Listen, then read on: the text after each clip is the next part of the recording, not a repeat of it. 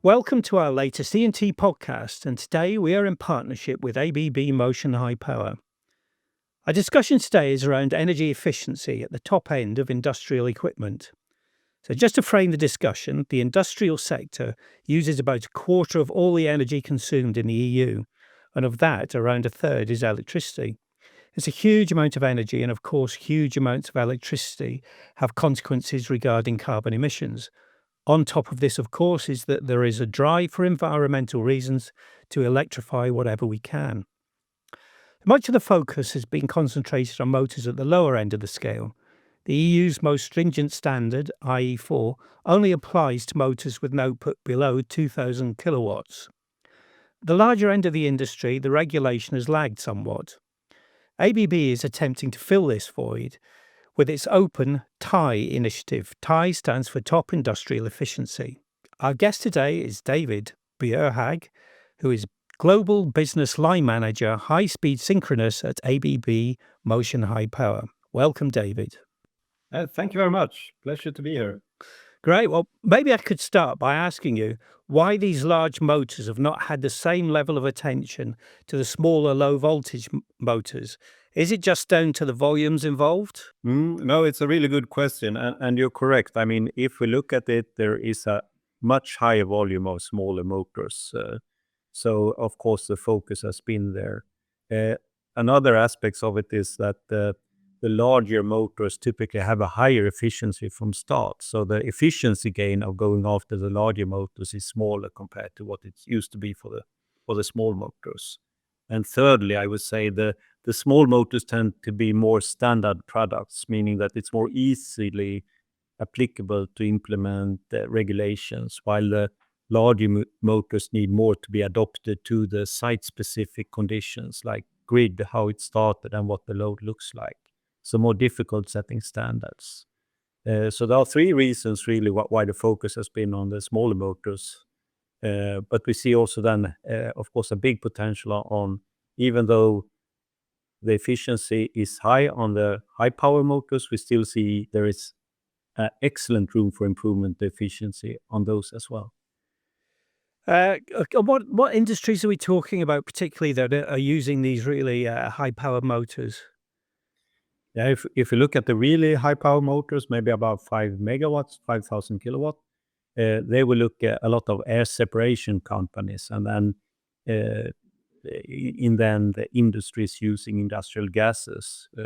We could have the steel industry, we could have chemical industry, oil and gas industry are using, but also utilities like water and big power plants use big electric motors as well. And within those sorts of industries, are you seeing a big move towards electrification?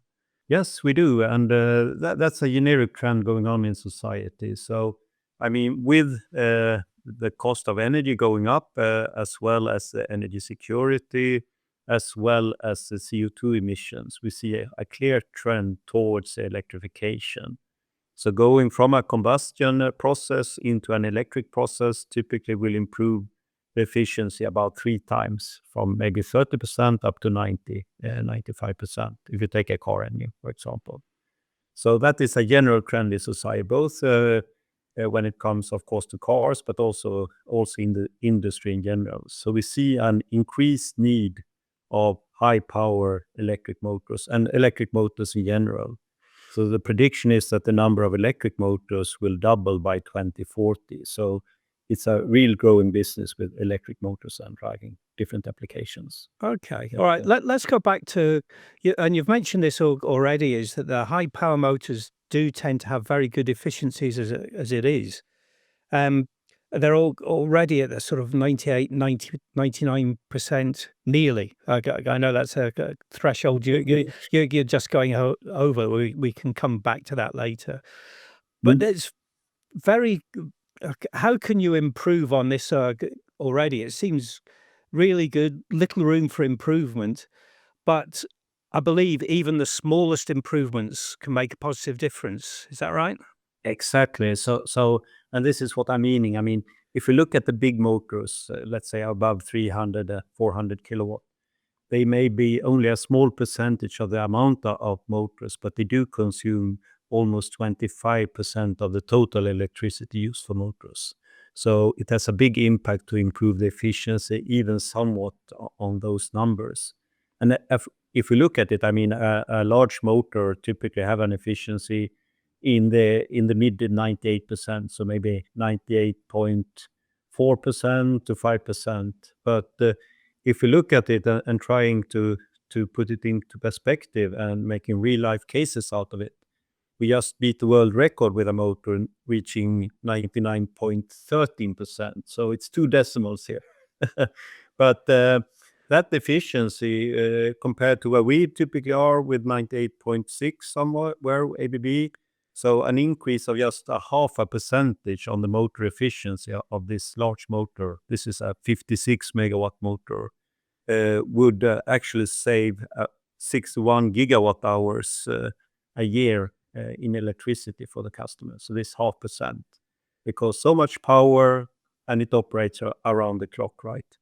And if you look at it over a 20, 25 year lifetime, which is how long the motors at least last, that will amount to over $6 million in electricity saving for our customers. So a big monetary saving. And if you look at the CO2 as well, I mean, with this 0.5% efficiency, that's actually 45,000 tons of CO2 in this particular project, right? A year, meaning that you can remove 10,000 cars. So There's even a half a percentage could have a huge impact when the power is also high.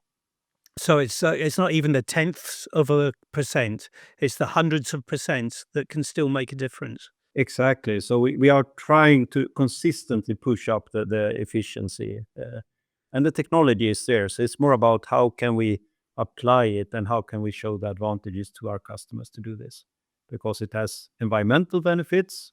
It creates pride with my engineers here. They really want to beat the world record. Everyone wants to do that. So, and it's fun for me as well, right? But then also it will save CO2 emissions and help the planet. Can I just clarify that the world record that you beat, you beat by 0.06%? Is that right? That's correct. So yeah, Congratulations. yes, thank you. So, if we're looking at the direction of travel for the whole industry here, there is this, maybe there's a void at this top end of industrial motors.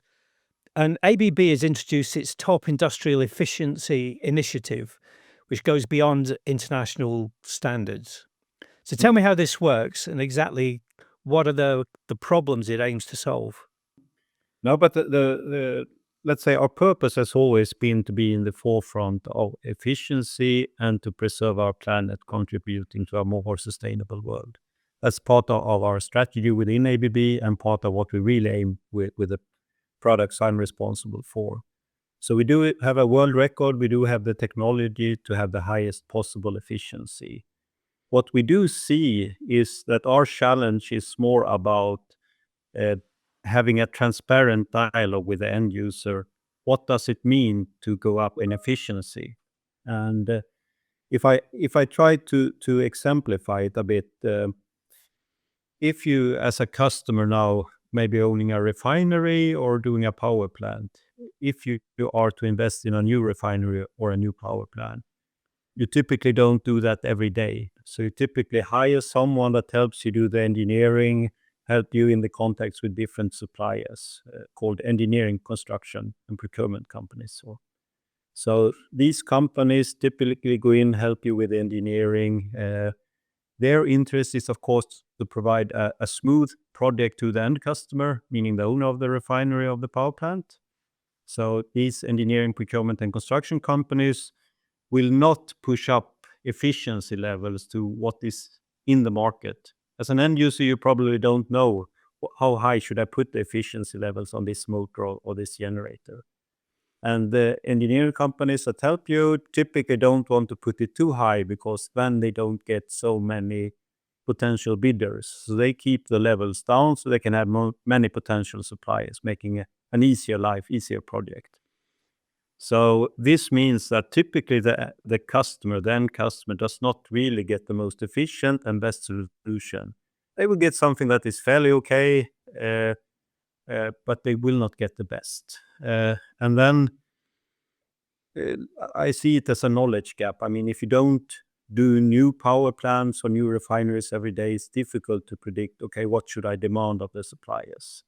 So what we instead planned on doing here with the top industrial efficiency is to make, of course, a compliant offering with a motor or a generator. But then in addition, we now always also make a top industrial efficiency option, meaning that you can add something more to the price and then you get the same adherence to the specification, you get a somewhat even better reliability, and you then get higher efficiency. So we use premium materials instead of optimizing on cost, we optimize on efficiency then. So, but it's the same product, more or less, just using premium materials and premium designs to achieve higher efficiency. And as you give it as an option, there is a price adder for this premium material, but you will also see the efficiency gain. And we have analyzed over several hundred cases with this option, comparing it, and typically payback times are half a year or to maybe 2 years. So payback time for a customer is really fast. And I mean, as you already have the permit to do the installation, this will require no additional permits, etc. So it's just a simple way to achieve quick savings as well as contribute to a more sustainable world then. So would you say that it's really a specification guide to your premium motors then, or rather than replacing an international standard regulation that doesn't exist at the moment? No, as there is no standard for the large motors, and as we see that the end users using the products are not really, in many cases, not specifying high enough efficiency, we thought that as a educational thing, we kind of show, okay, you can have what you asked for, or you can have this top industrial efficiency product. It has the same adherence to the specification, but a higher efficiency. So by highlighting the CO2 savings of this top industrial efficiency alternative together also with the OPEX savings, we see that we allow our end customers to take an educated decision on how they want to spend their money, or if they want to spend money. So at least they know the alternative. And we see that when we get this through and we get the message through to the right parties, of course, if you have half a year or even a couple of months payback time, most customers would select then the premium alternative, going for the high efficiency. And then we together save a lot of CO2 emissions. We, of course, win the order, which is good for us, as we are the world record holders in efficiency, but it's also good for the end users and financially. So everyone wins. And we even then also try to make it more sticky by saying, okay, if we don't meet what we say, meaning that we had a better alternative that we were not proposing to you, or that the efficiency did not go up as we stated, we offer to pay the extra money paid for this efficiency option back. So it's more than just words. It's a commitment from our side to deliver the best equipment. Now, ABB set this up as not a, you couldn't call it an open standard, but an open initiative. What sort of, or what are the reasons for doing that, and what has been the uptake from the rest of the motor supply industry? No, I mean, the reason for doing is that if you look at the concept itself, it's very simple. You provide the normal offering with a premium offering with higher efficiency. You make certain that the premium offering is not including anything strange technology or any complex processes for the end user. So same ease of use, it's just using more or less premium materials and optimizing on efficiency. It's really applicable for motors, generators, but if you think of it, you could utilize the same concept for turbines, gas turbines, steam turbines. You can utilize it for compressors, for pumps, for transformers, for drive systems. So as it's an open concept where you can more or less compare complete systems in the end, that's really what we're hoping for, that you compare a complete system. Because then it becomes really relevant for a large utility to see, okay, as a system, you would get this really, really big benefit, several percentages on a system level. And that would make it up to the probably CEO levels of the utilities. And there is where we want to have the push from them to, yes, let's go for this tie option as because it provides benefits for us. So that's the reason we wanted more companies, not only motor or generator manufacturers, but also then, of course, turbine manufacturers, pump manufacturers to join in. Because also for pumps, our standards for lower power integration concept would be really, really good then for the end users and for everyone supplying a premium equipment with high efficiency. Okay, so, well, two parts to this question. First of all, how are you testing and policing this? It's easy enough if you're looking at your own equipment, but if you're looking at other people's, how's that going, and how welcome is your input into other people's equipment assessment?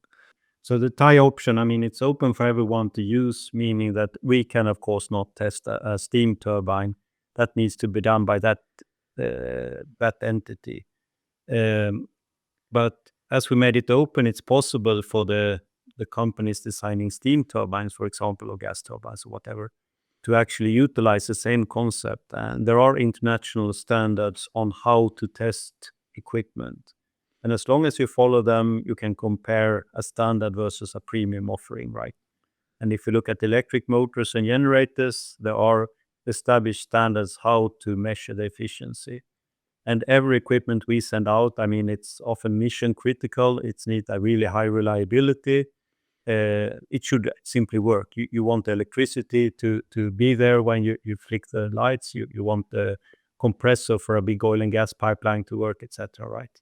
So reliability is always the most critical aspects, and I think by doing this, we offer the same or even higher reliability while improving efficiency. And there, as part of the reliability, we also then always test every equipment before we send it out, meaning that we have data with tests, including an efficiency test for all equipment we sent out over several decades, right? So that takes me on to the second part of the question, is the send, when you send it out, part of it. And there are so many factors that can affect all sorts of equipment when it's in operation, not just the electrical efficiency of it. And there's some of your customers, as you've already described, in perhaps mineral processing or steel or something like that, incredibly arduous. So presumably there is a big efficiency difference in all equipment from when it's in pristine condition and conditions within the factory, then it's sent out into incredibly rugged environments, and presumably the performance drops off a little bit at that stage. it's a really, really good question. So talking only about electric equipment, our motors, generators that we do, everything is designed to be out in the field in these really rugged conditions, as you state. And looking at it from an electrical standpoint, the efficiency is there and will remain there. We have made tests over the years, and we see that we do not drop efficiency so on an electric motor typically. It will remain at a premium efficiency levels for extremely many years.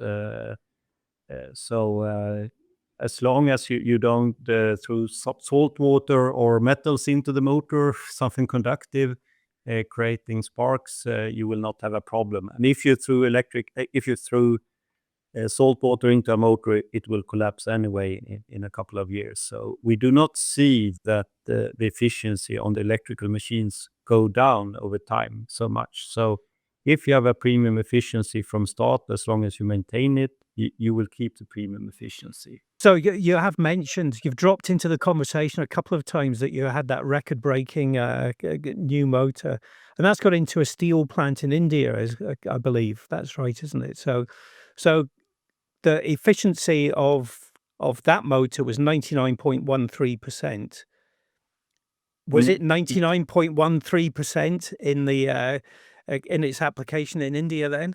Yeah, so the 99.13% is when it's tested here during the factory acceptance test. So that is done according to the IEC standards, right? So there you do run the motor, you do run it at temperature, and then you approximate or you calculate the efficiency based on the standards. So that is how we also compare the different machines to each other, right? So it's tested in our factory.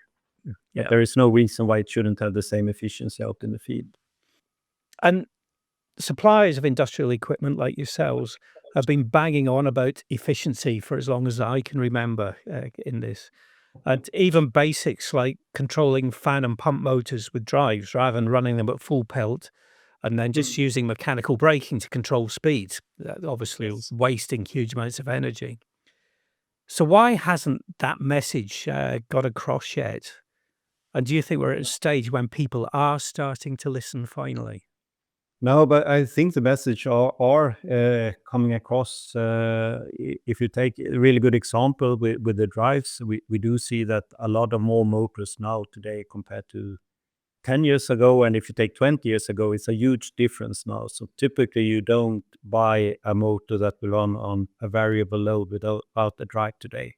It's simply too costly not to run it optimal with a drive. And that, of course, has a huge impact on the savings for a customer. So I would say if you look back 20 years, people were afraid about power electronics, but now it's been proven over a 20-year time period. So I would say that drives are typically used nowadays compared to before. You also see that more electric motors are used instead of combustion engines, also in traditional sectors like oil and gas that actually have access to free gas or their own gas, but they still select to go electric now. And there we've seen a large trend towards using electrical equipment instead, due to maintenance, due to efficiency, and a simple process, simple life.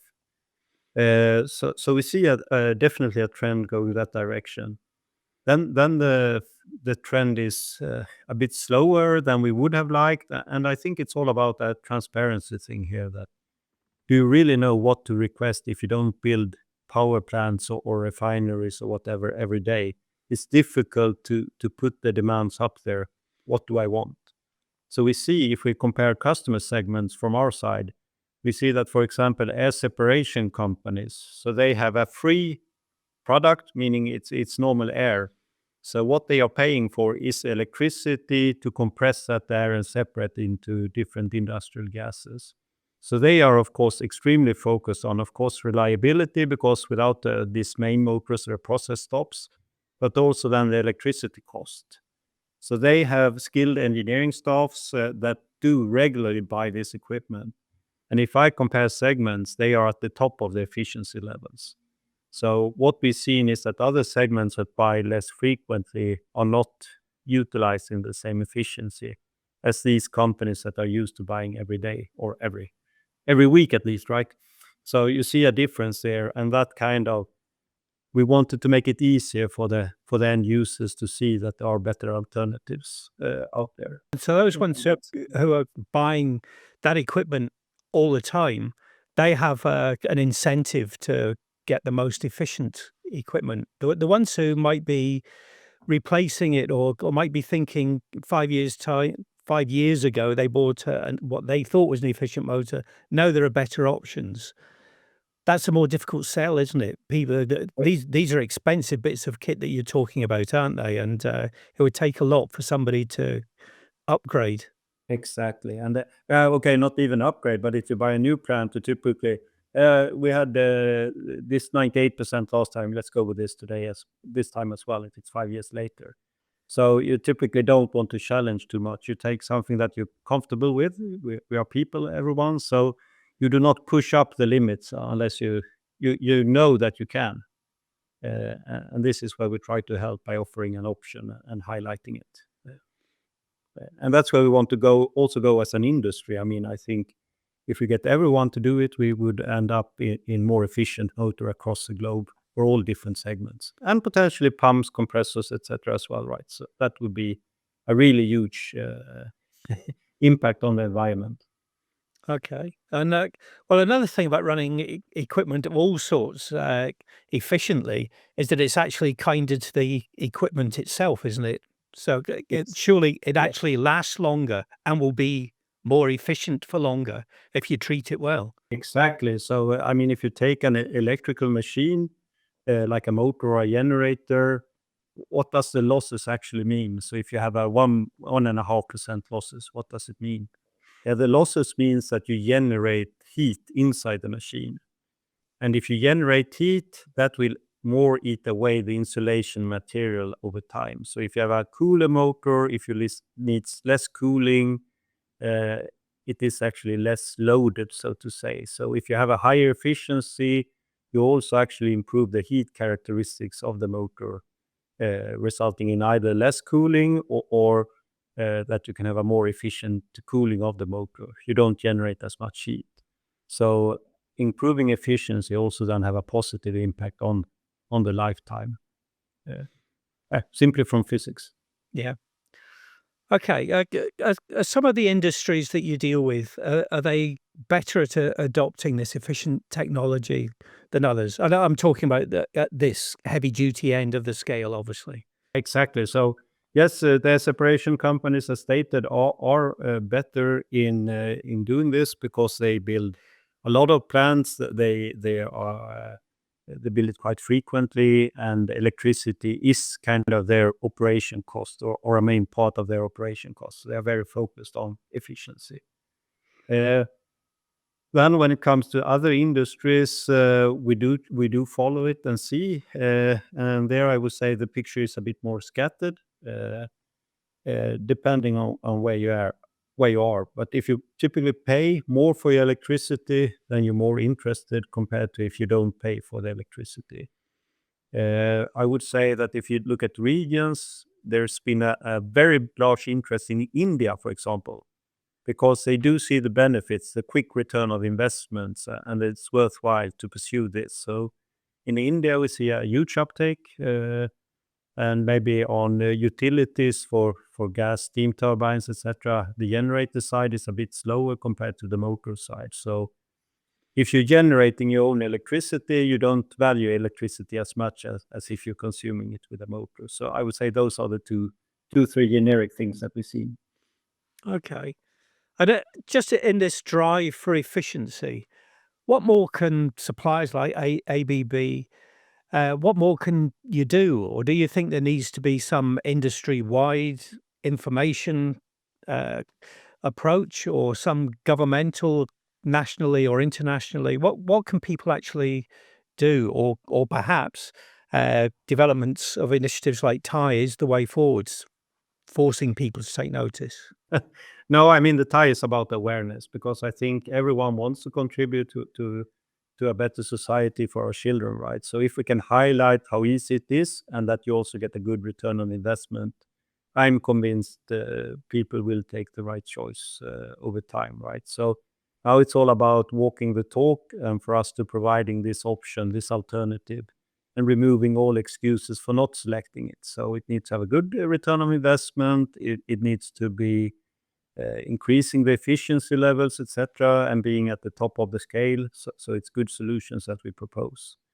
If I look at it wider, I would of course like more equipment to also join. So if turbines, pumps, etc., are joining, that would of course increase the benefits for society as a whole, right? And best driver for that would be for the national utilities, for example, if they started to request, yeah, let's make a normal proposal, but also have this tie option. That would, of course, be a really strong driver for everyone to adopting it. So I've been discussing a lot with my customers doing turbines or compressor motors, and let's say the engineers there are also quite excited because they also see the opportunity for them to optimize on efficiency and to reduce CO2 emissions. So from an engineering perspective, everyone is really excited in making more efficient stuff, beating world records, right?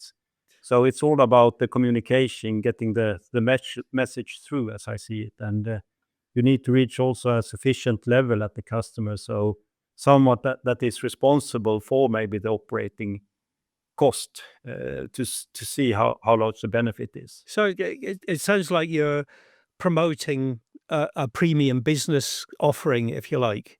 And that is therefore the way that it's going to push industry forward, as opposed to the necessity for any uh, regulations like IE4 for the smaller motors. Would you like to see something like that come into play? I would, of course, welcome it. I do understand the complexity to do it for larger motors because it depends on how the electrical grid, how the load looks like, etc., how the motor is started. So you have so many conditions that setting this should be the efficiency level is difficult for larger systems. And that's why we have this option instead done, so it's easily comparable. So I think what governments, etc., could do is to kind of request this option from the national utilities or whatever organization that they control, because if it starts there, it will lead everyone to develop these offerings and making part of their everyday life. And if they do it for one customer, then it's easily expandable to another one. So I would say the best thing we could get from governments if they were asking for this option in their national tenders, etc., because that would lead to a faster deployment of the technology. And if you look at even if we have high efficiency, I see that the efficiency gain of this TIE option is more or less equivalent to going from IE0 to IE4. So it's 3 efficiency classes also for the larger equipment. Of course, the absolute gain in percentages are less relevant for the larger machines because they are already so efficient. But this is a way to kind of take the 11, 12 years that we've been having IE classes and trying to implement it in 1 year. So it will always push the most top IE class, the top industrial efficiency then, instead of just trying to gradually move it upwards. We will aim for the top from start. Okay. All right. Well, let's finish off with a little look to the future. You've described how small these efficiency margins, efficiency gains are at the very top end. Your world record, as we said, 0.06% better than it was before. So I presume that you don't think that you are at that limit yet. So what is the limit of how efficient these large motors can be, and what's the technologies that's going to help you get there? No, so I mean, the technologies we are discussing now are reliable and they are proven, meaning that we are not talking about experimental technology now. We're talking about well-proven technology that's been used in the business for 20 years. So we're simply translating, for example, what air separation companies are already using into other segments of the markets.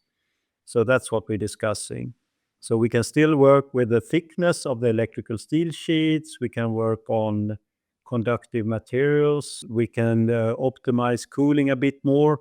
But now we're talking about very, very high efficiency. If we talk 99.13%, then it's really, really tight margins. So every now 0.1% additional efficiency requires quite much work. And somewhere cost versus benefit will also disappear. So I think, or I know that we can achieve higher efficiency. There are some things that we can still implement in the products. So I'm hoping to be able to beat the world record again, but it will be tougher and tougher going upwards. And difficult to say where we'll land, but there are still things we can do to be even better. So that's fun. Great. All right. Well, we've run out of time now, David. That's been a fascinating discussion on such an important topic. If anybody would like to know more about this, there's plenty of information available at the TIE webpage, which can be found at new.abb.com/motors-generators/top-industrial-efficiency, which of course is a bit of a mouthful. But if you Google top industrial efficiency, it's the top result on the search page. So that's the way to do it. There's also an option to contact the experts if you require any more information on that page. However, for today, can I thank David for his excellent wisdom, and to all our listeners for tuning in. Thank you very much.